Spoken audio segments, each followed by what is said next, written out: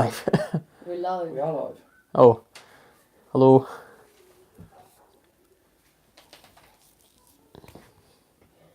Everyone just staring at me. Not the most impressive to look at, I'm not gonna lie.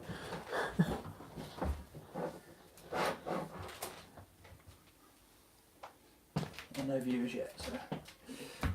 That's a shame. Yeah, but when they watch back on it like an hour's time, they're gonna see me just...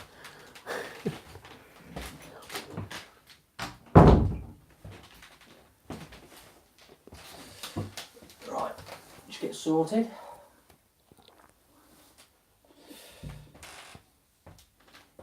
Just getting sorted out. Got me talking. Hello! Yeah, we've got four people. 4 people viewing. 4 people, look at that. 4.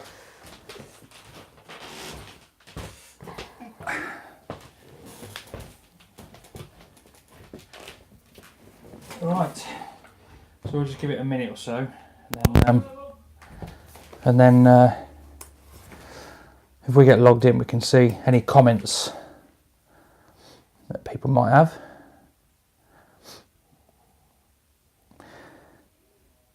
Bear with us, guys, won't be a second. So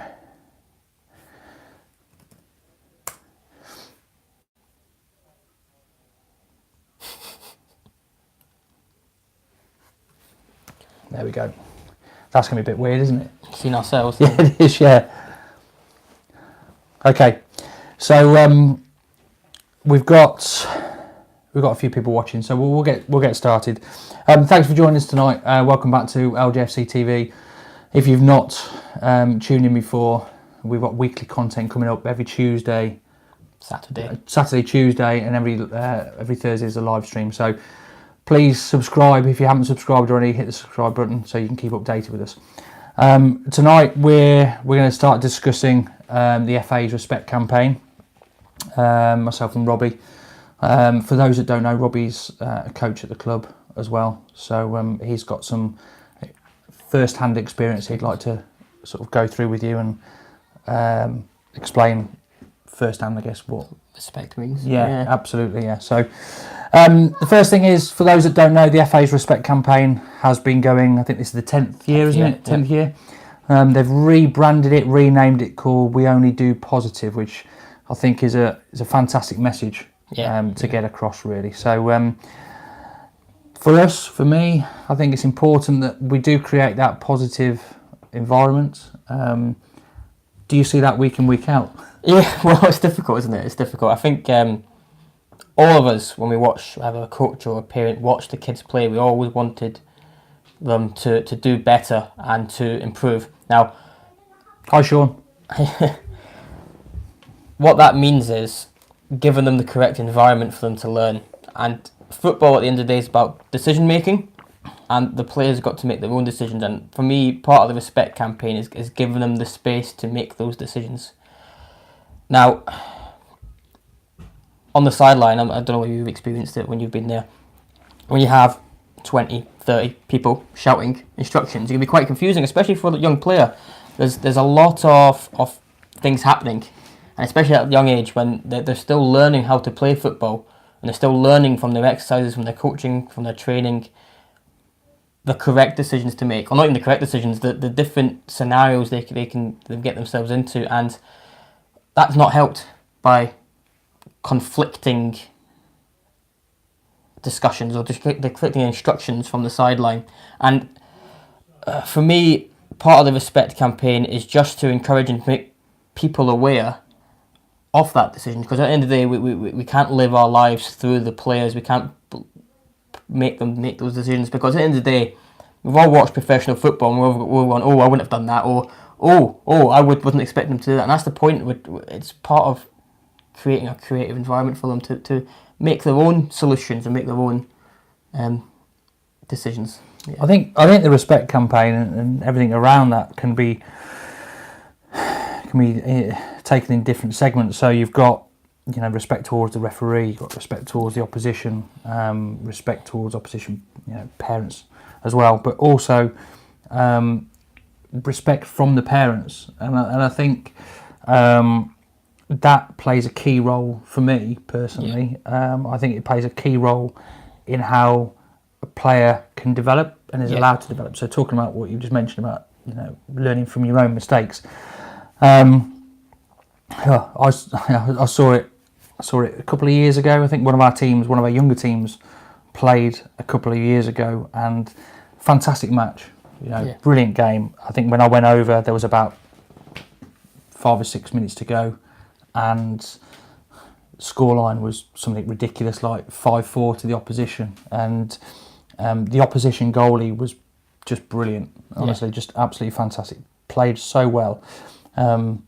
Equaliser had gone in 5-5, and you saw the reaction of some of the parents, and not just verbal. I think body language is a massive thing. Yeah, you know, it says a lot to a child to look over and see parents sort of with their head down, with, you know, disappointed look on their face. Literally, last kick, I think our team scored the 6th, so it was 6-5 in the end. The keeper made a brilliant save, came out to one of our players and who put it away for 6-5. And I looked over, and before I walked over, I heard the parents shouting. But as I looked over, there were 3 parents, 2 dads, and I think there was a mum. I assume anyway. One of the dads was like that. I think the mum turned round and looked at the hedge, didn't even look at the pitch, and the other dad was sort of down, crouched down, sort of head like that, shaking his head. And for me, I think I've really felt for the opposition goalkeeper, because he played his absolute heart out. And if I put myself in that position, I'm looking over and I'm seeing how disappointed the parents are.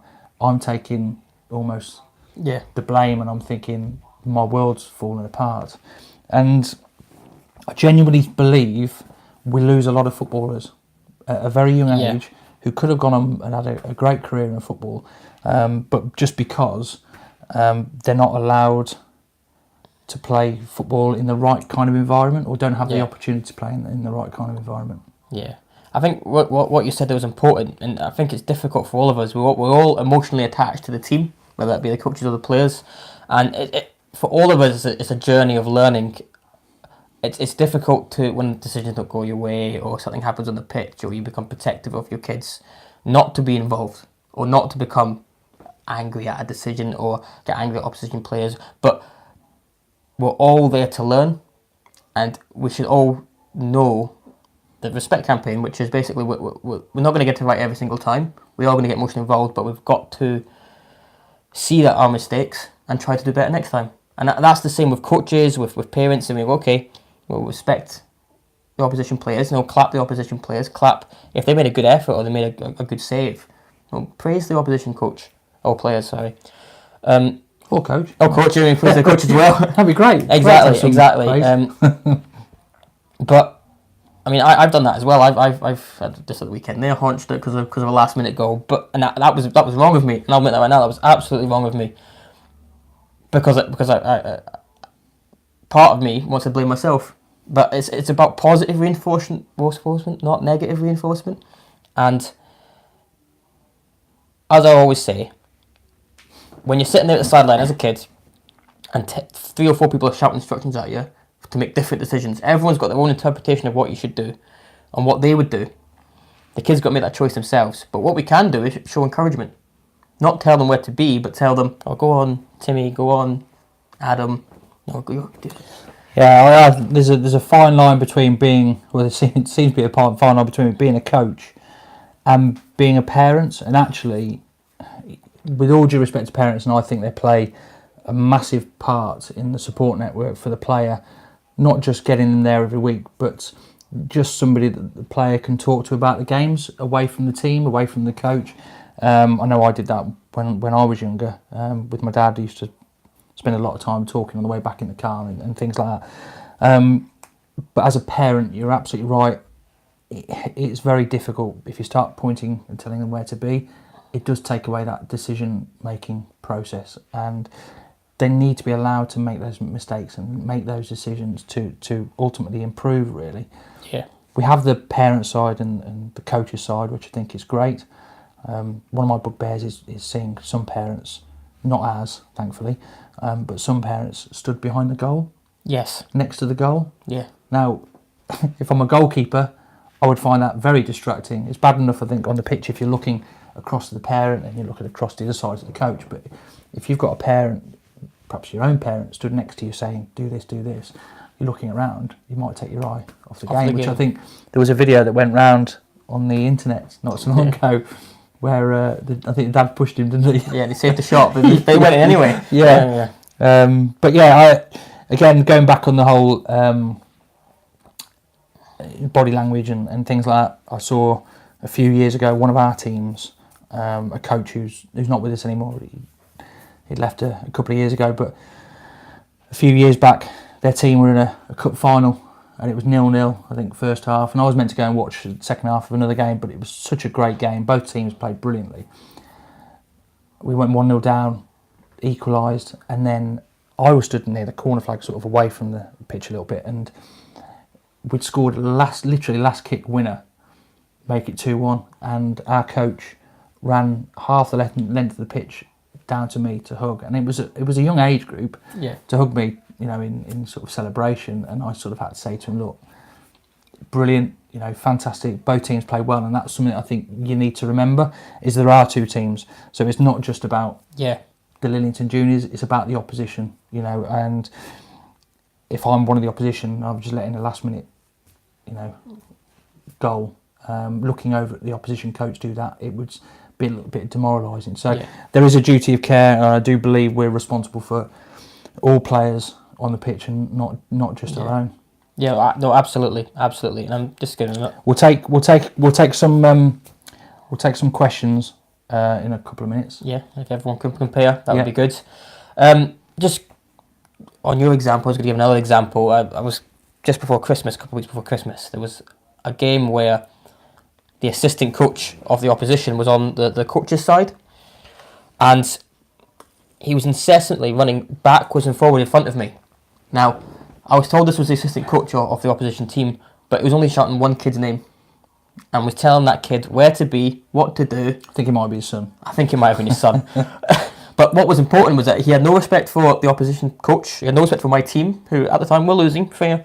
But he wasn't caring. He just wanted his kid to be the best player on the park. He wanted his kid to do exactly what he would do in that situation. And no offence, but there's a reason why none of us are professional footballers. At the end of the day, we didn't make all the correct decisions. And that's the point, isn't it? I think it's reliving their football career through their kids. And I'm not saying there's anything wrong with it, wanting to do it. But I just feel like it would be better to refrain from doing that and let them have their own careers. And I go back to the whole decision making. But by giving instructions, you're given a rigid structure to the player, and what we want to encourage is creativity, and that's how we get the exceptional players that there are. No, Eden Hazard, Lionel Messi. I think someone told Lionel Messi, no, you shouldn't be doing that. You should be tracking back and defending, or you should be, 1-2 with somebody else, or you shouldn't be doing that. No, they redefined what they should do, and that's what we're trying to do. Running forward, get back. Exactly, or you're too small. Yeah. Who would say that? Who would say that anyway? That's cruel, though. But yeah, exactly. But they redefined how to play football, and that's all we're trying to give the kids here. Make their own decisions. If they can find a better solution for something, let them do it. And that's what we're trying to do. I don't have all the answers. The parents won't have all the answers. At the end of the day, we're just going to get slowly better as a team and learn how to work with each other. And I think the way we do that is to let the kids get on with it. Yeah, agreed. But as much encouragement as possible. Guys, if you've got any questions for us, please start posting them in the comments, and we'll start answering them. So if you've got any questions, just let us know. I think one thing I wanted to talk about, which is a little bit different, I don't know whether you've thought about it yourself, but I've thought about it over the last couple of seasons. Particularly as my team is getting a little bit older. Do you, with the respect handshake, which I think is a great idea, what do you think about doing it before the game rather than at the end? Because we've had some games where, and I know a couple of other teams have had a couple of the other teams at the club have had games where they played against opposition, and at the end of the game, something's happened in the game, Not shook hands. and they haven't shook their hands, or they've sort of folded their arms, and it's a complete lack of respect. Now, if you look at the professional game, and I'm not comparing the two, but if you look at the professional game, okay, yes, they do it at the end, but they line up at the beginning of the game. So, just throwing it out there, what would you think about them doing it before the game rather than at the end? I don't know, because Or also at the end. A bit more informally at the end, like they do. Yeah, well, exactly. You know, they do handshakes before a game, but for me, if you would look at other sports, rugby, for example, rugby's well known to be quite a respectful sport, respectful towards the referees, respectful towards the opposition. You should be able to come off at the end of the game, regardless of what's happened, and show respect, and be able to say, okay, I don't care what happened there.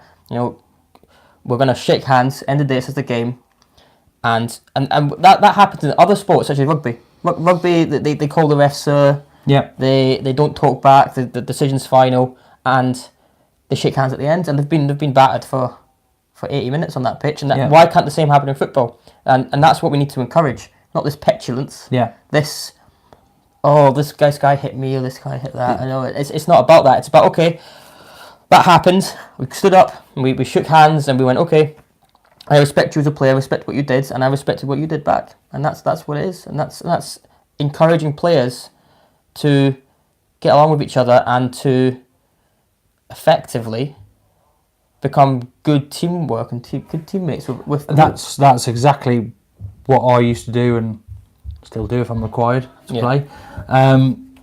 During the game, it's you're in competition against the other team, aren't you? And I was a hard but fair player, I'd like to think, most of the time. I think during the game, you're. I'm so sorry. Bear with me 1 second. During the game, you're in competition against the opposition, competition against opposition, and you're putting in hard tackles and things like that. But at the end of the game, whatever's happened during the game, you kind of forget, and you shake hands, and that's it. What happens in the game happens in the game. But as soon as the full-time whistle goes, you show respect to the opposition, and that's the end of it. Exactly. We've got a couple of things here. Oh, Brian, okay. Thought you might pipe up. So, Brian, I prefer the handshake at the end because it shows the lack of respect from the ones refusing the handshake after. Shows that despite what has happened in the game, we will shake hands and show respect. I agree. Exactly. I do agree. But do you then think... Does it then cause an issue for the next return game? Because let's say I played you, you've refused to shake my hand, I've gone to shake your hand, showing respect, you've refused to shake my hand. The next game...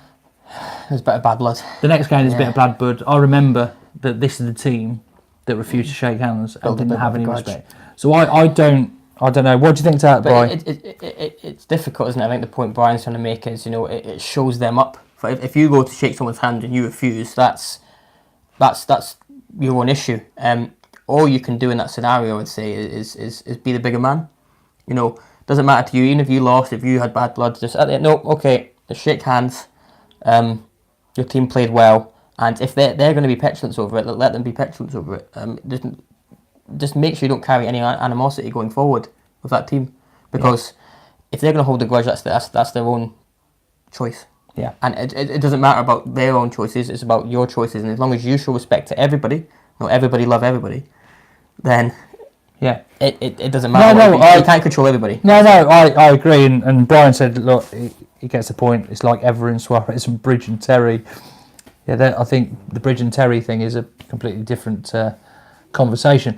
So, so you mentioned that as well, unless you're Patrice Everett and Luis Suarez. So, guys, again, if you've got any questions, please put them in the comments. If you just want to say hello, put them in the comments. We'll give you a little shout out. What do you think? Again, you touched on the rugby and the referees being called sir, which I think is fantastic. If they don't retreat away from the ball, and this always gets me. If you don't, we're sidetracking a little bit with regards to player behaviour, I guess. But it's part of the respect. If they don't retreat from the ball, then they get moved back. And they all, opposite get moved forward, and they're called sir. You obviously don't get that in football. Players, if they commit a foul, tend to run up to the ball, carry it, and run away and waste time and kick the ball away and things like that. Now, you can correct me if I'm wrong, but I'm sure, I don't know how many years ago it was, a rule came in where if you didn't retreat, the ball would move it a few meters forward, didn't they? Yeah, I think that was meant to be over, wasn't it? I'm not sure how enforced it was. Absolutely, and that I think that is the problem.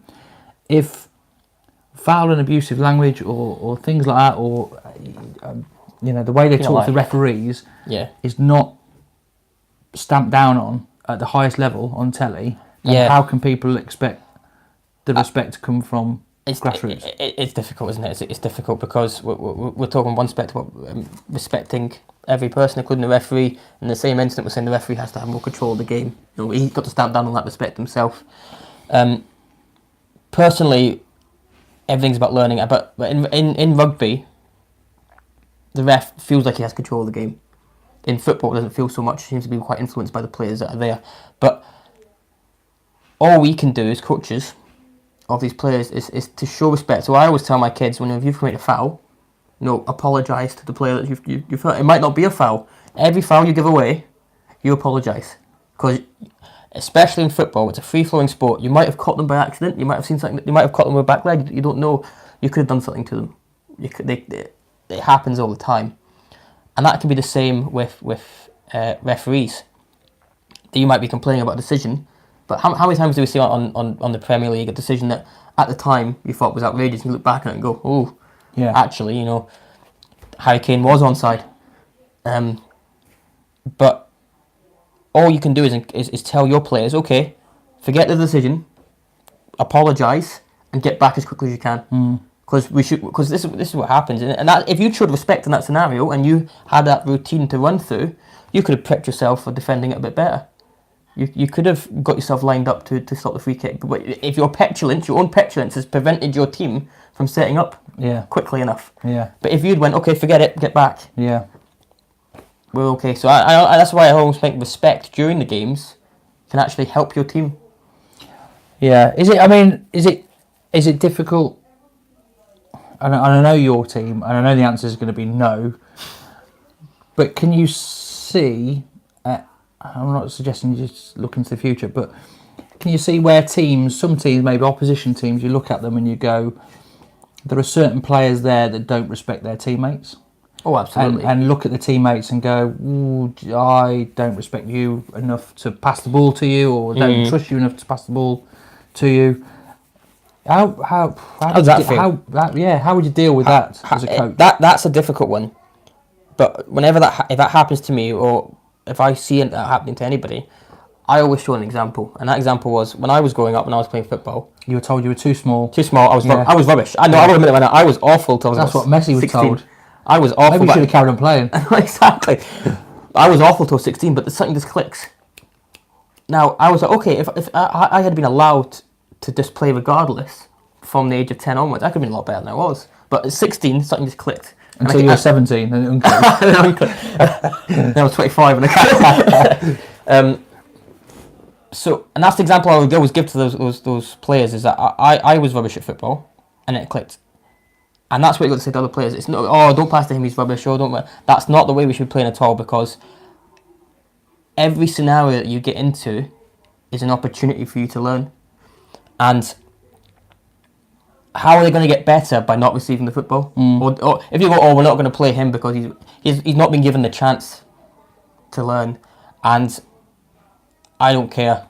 For me, if I had any player like that, I would throw them on the whole game, because by putting them in that scenario, even if it's a small bit, he's learned a bit better, and he gets aware. Yeah. Well, I'm fortunate enough to watch quite a few of the games, and have done over the years. And if I look back 3, 4, 5 years ago, at some of the players across the age groups at the club, I look at where they were then to where they are now, and it's because of the club's philosophy, which is taken forward by the coaches, being given game time. Like you've said, just throw them on.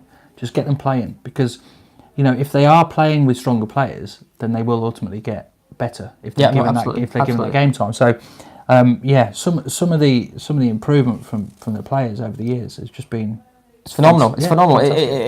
And that's the thing. Every player develops at their own rate. Sorry, Brian's making a point at how awful I was for the men's team. I'm at 16, so I must have been pretty bad when I was 16. I think it's was that what you were laughing at? Yeah, was it? I think it's a full look, Brian. I think I never got better. I think I'm just lying, aren't I? Any more questions, guys? Just about the whole respect thing. Thoughts on parents behind the respect barrier? Something we saw last summer at the tournament was we had the respect barrier 3 yards behind the touchline. I don't know if I've ever told you this. 3 yards behind the touchline, and this one parent decided that she was going to stand behind the respect barrier but walk as far forward as she could with the rope. Yeah. She literally had it around her sort of top of her legs, her waist, leaning onto the pitch. She was leaning. She was literally on the touchline. I had to sort of say something to her, which she wasn't particularly happy with. But yeah, I thought that was quite funny. So yeah, any points about respect, I guess, from the parents to opposition players, coaches, or match officials is something we really want to discuss a little bit more. I think, because I'm so passionate about all parents, really, but particularly, I guess, our own. Yeah, not exactly. Setting the example and showing the way it should be done. Yeah. And, this whole "We Only Do Positive" campaign is great. I think if you haven't seen the video on the FA's website, if you do a search for "We Only Do Positive," if you go on there, there's a very short video, and it shows you a boy playing football, and the mum dropping him off, and then the dad turning up to watch the game. He doesn't say anything, and this goes back to what I said about the body language. So he doesn't say anything to the boy, but the boy keeps playing and looking over to his dad, and his dad sort of gives disapproving looks. It looks shakes his head a little bit as if to say, he's not happy with what he was doing. The lad takes a penalty, which, by the way, that was a great penalty. I thought it was a cracking save. What a fantastic save! So. But he misses a penalty, and at that point, I think does the full-time whistle go? And his dad literally just turns his back and walks away from him. Next thing you know, is the lad's taking his boots off, put them down. He's given up. As if he's given up football. Walks back to the car, gets into the back of the car, and the mum asks, how did you get on? And going from being so down, seeing his dad act in that way, you then turn to the dad who's in the passenger seat, turning around saying he's got the heart of a lion, and the lad's smile was just fantastic. And I'm sure that happens. Oh, it must. I'm sure that happens. Must do. And it's disappointing to think how many, again, what I said earlier, going back to how many players must leave football because of the discouragement. That could have been absolutely fantastic. But it's all about positive reinforcement. Despite if the player makes it, despite if whatever happens to them. How many times do you reflect on goals that you've scored in your youth and reflect on them with positive memories? Because you're like, I scored that header once and that was brilliant. Do you remember your two? I remember my 2 goals for the men's senior team very well. I think we'll find it was 3 actually. That post Robbie. Robbie scored a few headers. But then I can remember I went to boarding school, and then every night on a Friday night, we used to play, we had 2 boarding houses and used to play each other on Friday night. And I can remember every single one of those goals I scored on that one. And that's the positive memories. And there's no point, if they're not a goal scorer, if they are a goal scorer, they reflect on moments of their footballing careers, and they'll look back on them fondly. There's no point soiling them with negative comments or what they should have done better. Yeah. Those are those moments that you keep for the rest of your life. And you've got to keep as many of them as possible. Yeah. Despite if you end up being you're not trying to make it professionally, you're trying to give them positive moments. Yeah. That they can reflect on. But sorry, I just want to quickly touch on a point you made about referees. Hi, Chris. We've got to remember as well that a lot of time at these youth games, they're young referees. So we talked about respecting the referee, and they won't make the correct decisions. Yeah. And they won't have control. They won't understand how to take control. But we've just got to show them encouragement as well, because we always complain about how bad the referees are in the Premiership or wherever they are, especially in Scotland. But they've got to, from a young age, have positive reinforcement themselves. Because if we sit there and slate them as soon as they turn into youth football, they're never going to get any better. Great, and I think as well, you know, the lack of referees at grassroots is quite worrying, I think, and parents and coaches, you know, it's not just parents, coaches as well sometimes, need to realise that if they're not getting into the game and not becoming a referee, then suddenly there's a game, 2 teams and no ref. Now, sometimes that falls down to the coaches. Sometimes even the parents get involved and help out. But the game would be much better if we had qualified referees. Now, they are going to make mistakes. They make mistakes at the highest level. So to turn up on a Saturday morning or over the weekend and think for 1 second that referee isn't going to make a mistake, I think is just is just not realistic. Because remember these. Not only are they giving up their weekends to not play football, not play the sport. Well, they've given up their weekend just to facilitate other kids' enjoyment, and I think that's such an important thing. Just looking at the comments now. Yeah, so Brian, I agree about the young referees. I played a team once where the opposition manager walked onto the pitch and intimidated the referee, who then reversed his decision on the back of it. Terrible. Yeah. Well, that's the point, is taking advantage. To be honest, Brian, I hope that coach no longer works in football, because I'm not.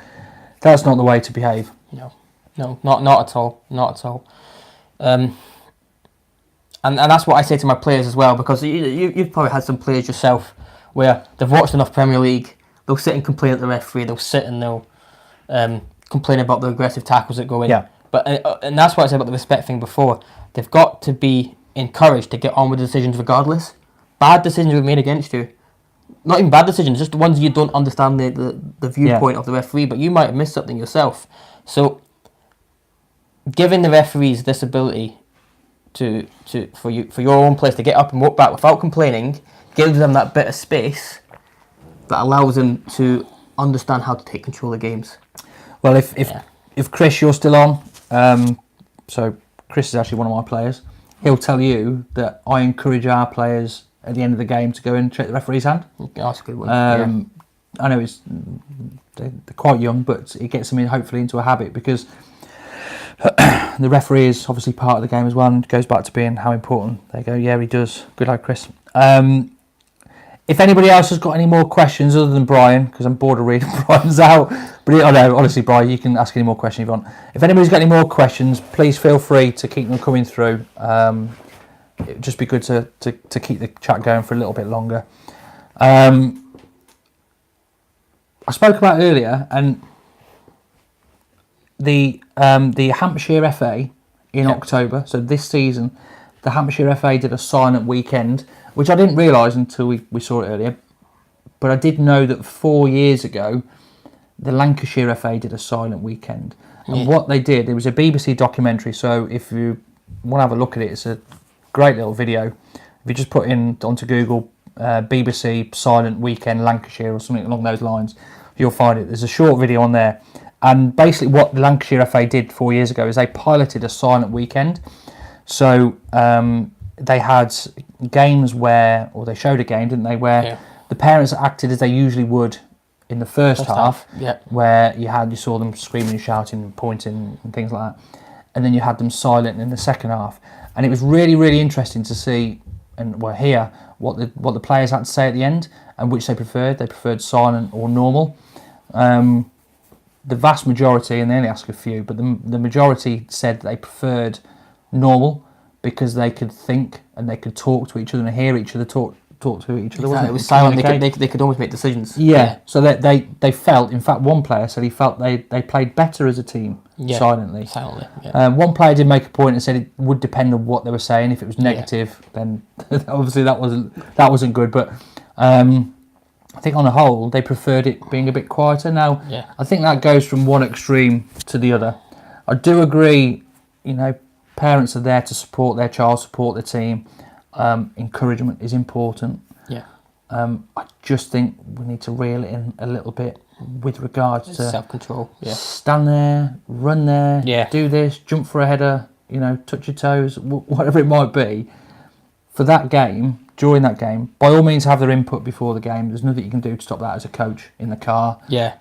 Or on the way back, or any point during the week, Yeah. What you would like to think, I guess, is you've got parents that trust you enough as a coach to coach their child. And I guess that's why they came to you in the first place and why they continue to come. Because if you have one idea of how you want the team to play and you have the parent completely contradicting what you're saying.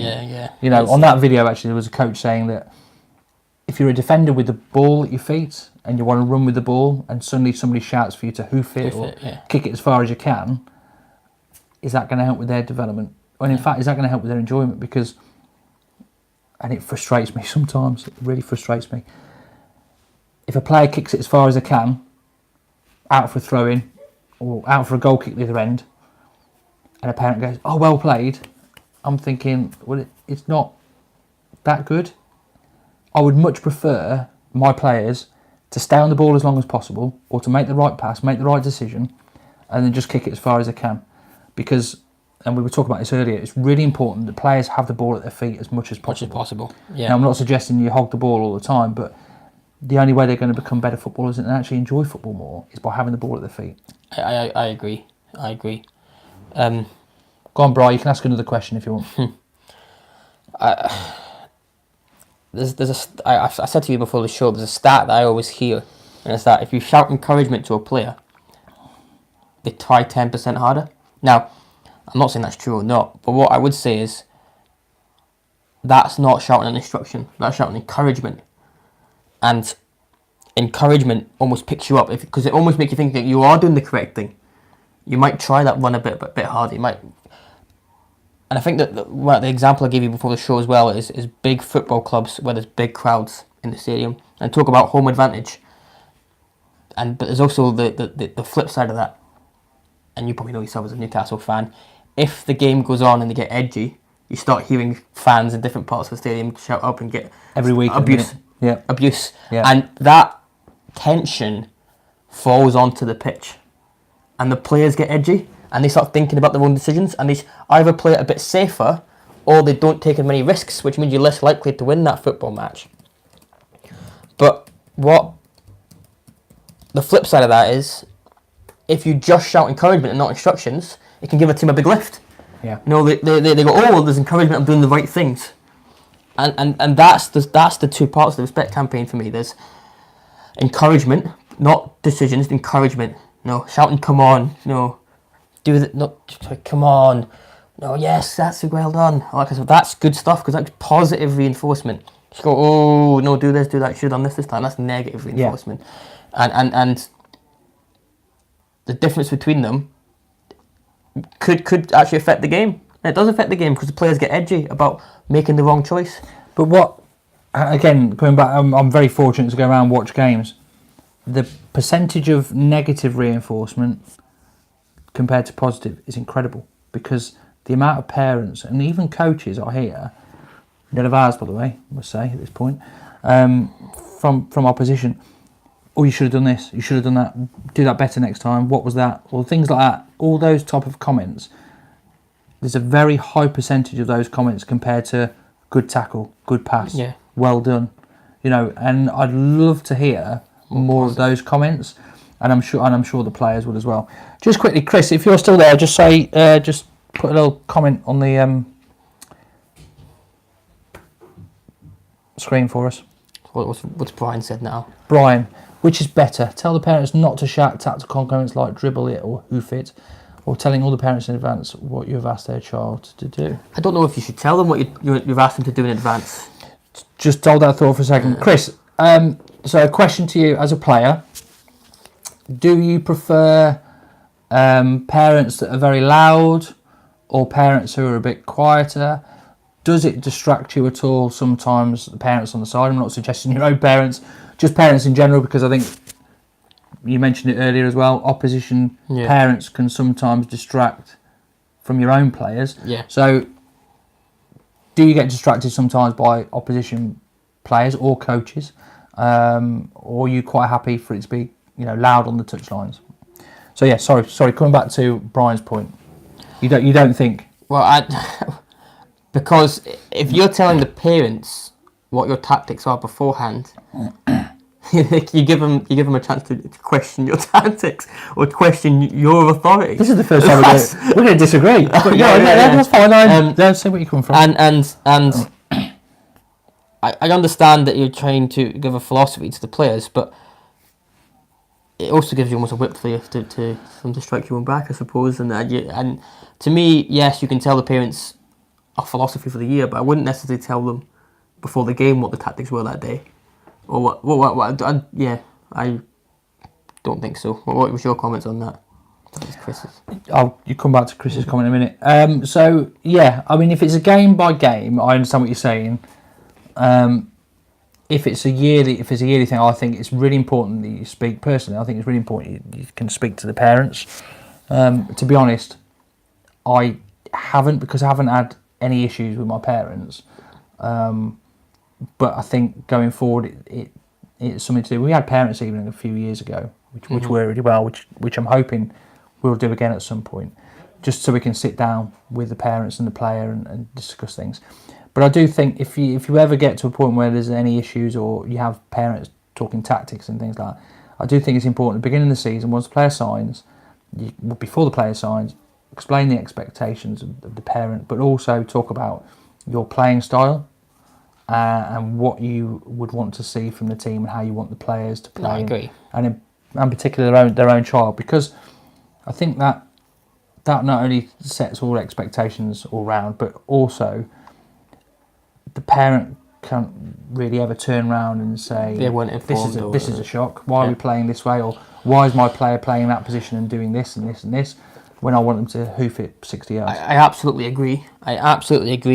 For the overall philosophy of the team. So I've done the exact same. I have a Google sheet that has the philosophy, the formation we're going to play, and what we're encouraged, and the objectives for the player for the year.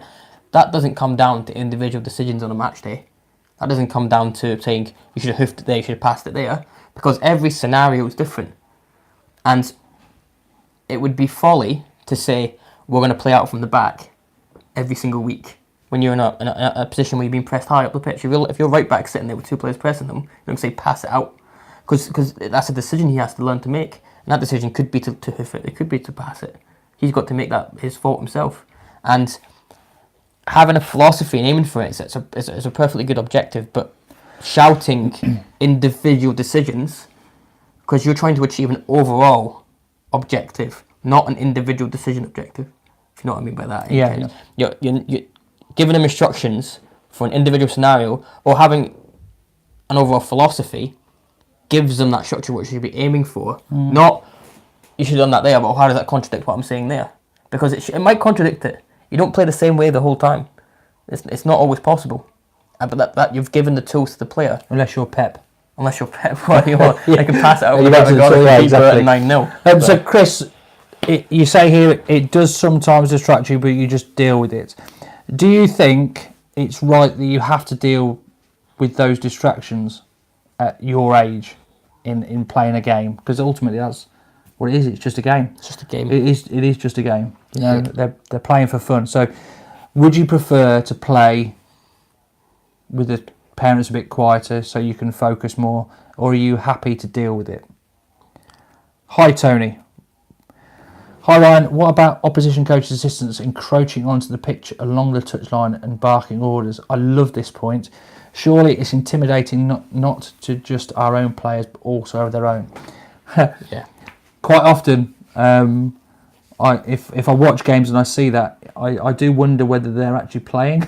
As they're coming up shouting at them. They've got like a 6-foot player who just looks really old.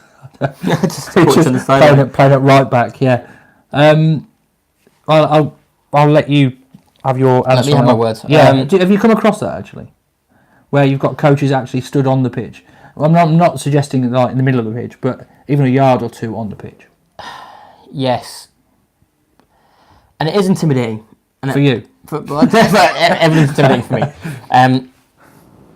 I suppose I don't have a problem somebody encroaching on the touchline so much. My problem tends to be more on the manner which they deliver their message. And that's why. So if they're shouting their head off at their players or your players, that's disrespect. You're okay with them on the pitch? So we're talking about physically encroaching onto the pitch. I mean, that's my personal view on it. Okay. Is not to encroach on the pitch. I mean, it might This be is where you tell me you're one of them. This is where you tell me I'm not one of them. I don't try want and to sneak on as a player. No, because sometimes you might. What happens if you want to shout encouragement to a player who's on the other side of the pitch, or to give tactical advice? To me, it's the manner in which the message. Would you wait till half time? Yeah, I would do. It's encouragement. We're shouting. How far would you go on the pitch? Sorry, how far do you go on the pitch? I don't go. I wait till the player's injured. Come over the kit back. Yeah. You pass a little note to your captain. Yeah, and he's sitting in the other player tries to be over the top. Yes, I mean, at the end of the day, if a grown man walks onto the pitch and starts shouting messages or aggressively at his players, it is intimidating. And it'd be intimidating for me as well. And you don't want to put your own players in that scenario where they feel frightened. Because they will do, especially how passionate people get about football. They will come on and they will try and exert themselves onto the players. And you've got to discourage that as much as you can. My view on it is you've got the professional game and you've got the grassroots, okay? Yeah. The professional game is the highest level, you know, it's people's livelihoods. Yeah. It's very, very serious. You don't see them go on the pitch. No. They've got boxes. No. Now we're not restricted to boxes. We can go up and down the touchline. But why should an under 8s, under 9s, under 10s coach or whatever? Why should they think, oh, it's okay for us to go on the pitch? We're okay. We can go 2 or 3 yards on the pitch. No, I don't understand. If you need to deliver messages, I think, and I've got in my team one player is the captain. He'll often come over to me while the game's going on. So we'll have a corner at the end, or we'll be attacking, and he'll be one of my back two. Back two.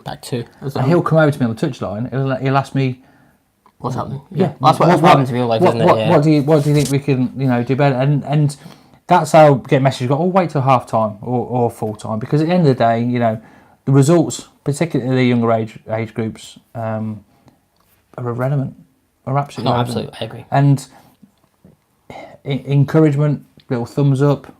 I do that quite a bit. Thumbs up. Might call the name. Acknowledgement. Thumbs up.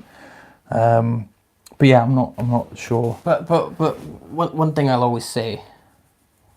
Cheers, Bright. See you later. One thing I always say is there's a difference between coming on aggressively and coming on enthusiastically.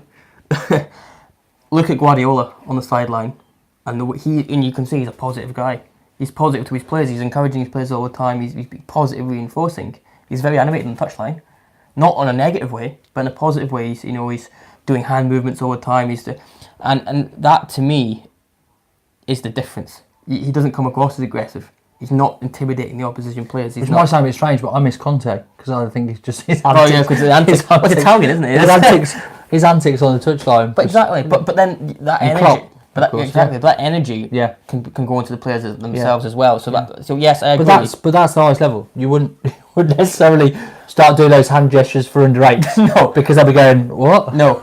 But again, I still think there's a degree of positive reinforcement, encouragement you can show in your body language on the side of the pitch. Yeah. And sometimes that might take you onto the pitch a little bit. Yeah. By accident. I'm not saying it's on purpose, but I'm saying if he comes onto the pitch to shout aggressively, absolutely.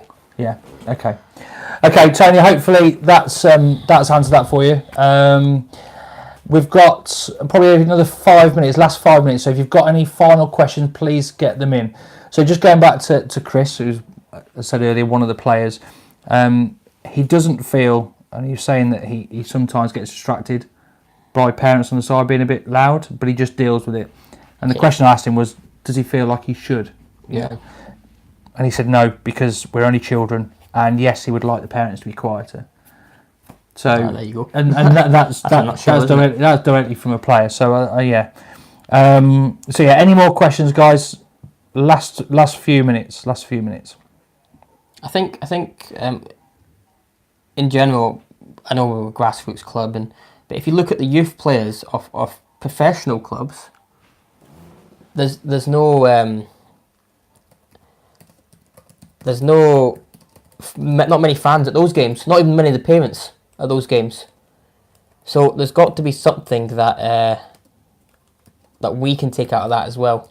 And I know we want to encourage many people to be as supporters as we can, but if the professional teams don't have big crowds at their youth games, probably for a reason, and that reason is probably so they can coach the players or let the players make their own decisions. Yeah. Because only occasionally do you see crowds at youth games, and it doesn't even happen. I'm just saying the parents don't even show up to most of them. Academies. Exactly. Have to be quiet. Exactly. Have to be quiet. Otherwise, they could jeopardise their child's place or get banned. Exactly. And that's what we've got to that's to me the main example. Yeah. Of it, because they don't let the parents in. Yeah.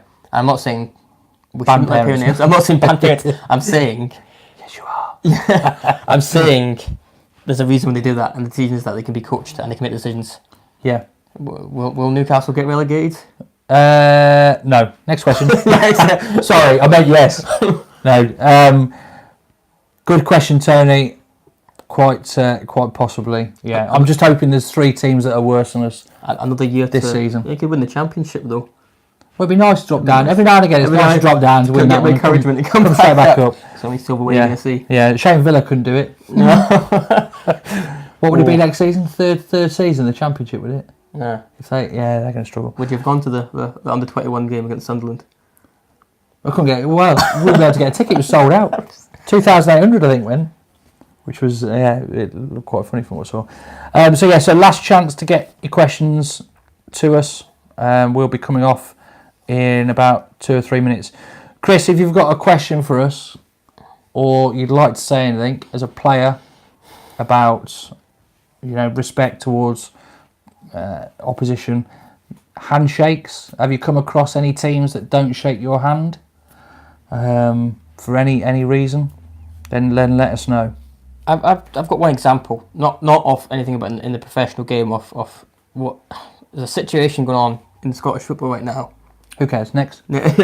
where a team is questioning the referee's decisions. Okay. And that decisions has gone to the Football Association, and they've backed up the referee. Now, since then, media statements have come out, club statements have come out, and that referee is now getting death threats, and he's getting round the clock police protection. And that just shows you. Which team is this? It was from the Rangers v Celtic match. It was Celtic have released statements against the. Of course, I'm not trying to be biased. I thought they had a good game. Oh, exactly, but that's exactly. Everyone came off the game and thought. So because they lost. Because they didn't get the decisions against the Rangers players for the red cards. Okay. Subsequently, they've had the compliance officer come in and they've said. The referee made the decisions at the time and thought they were okay. But since then, they're not happy with that, and they've come up with statements. There's now been summits called, and that referee now has round the clock protection from the police, and that just shows you the level of emotional baggage that football can have, and that same situation can happen to the kids at youth level. Yeah, and not to the same degree. Yeah, but imagine they're sitting there and they've had a poor game, and the players constantly, so the fans constantly having a go at the referee. And that kid going away and going, yeah, exactly, I'm never going to give up again. But that's how serious it can get. We had an incident. I think it was it last season? It was last season, and it was our men's team. We played a game, and the opposition. I know we're not talking grassroots, but men's game. It was a young referee, good referee. Men's game. The opposition fouled from the first minute. Kicked us from the first minute. And the referee rightly kept them blowing up for free kicks time after time. The opposition got frustrated that he was giving so many free kicks. For me, I'm thinking, if you don't want so many free kicks given against you, stop fouling. Yeah. It's simple as that. Yeah. But the free kicks kept on, tallying up. And I think we got to the 66th minute or something like that, and it became an absolute farce with the opposition shouting. The abuse the referee got during that game, honestly, some of the language, I've never heard it like it. It Yeah. was absolutely disgusting. And the referee abandoned the game, and he was absolutely right to do so. Correct to do it. Now, the threats he got then from this other team, I'll see you in the car park, I'll be waiting for you, and things like that. It wasn't just one or two of them, it was the majority. We as a team escorted him back.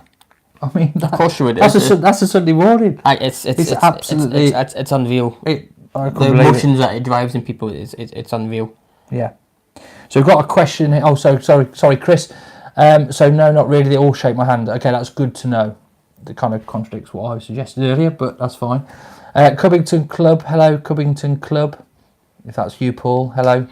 If a child goes down crying, being injured, would it be wrong for the parent to run on the pitch?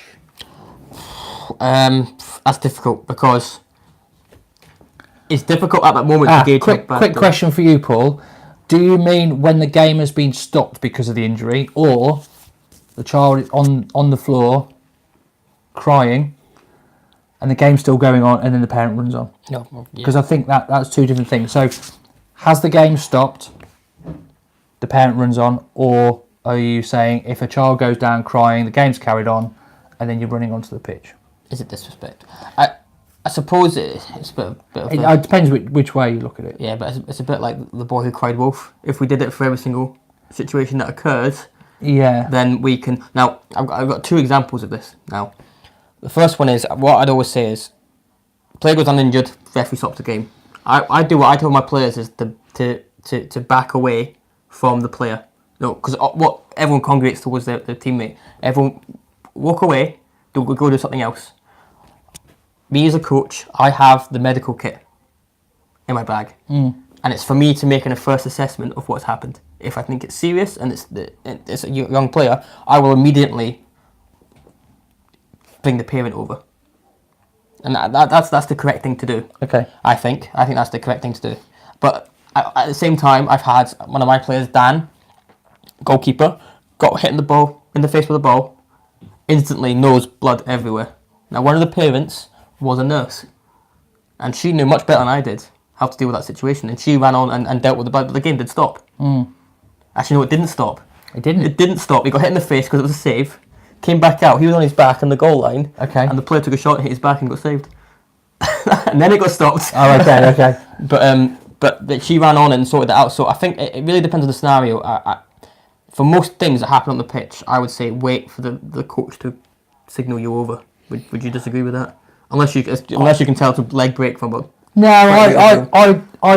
I'd agree, but I can understand The concern. from a parent's, because being a parent myself, if I saw one of my lads down injured, crying, I would know straight away it was serious.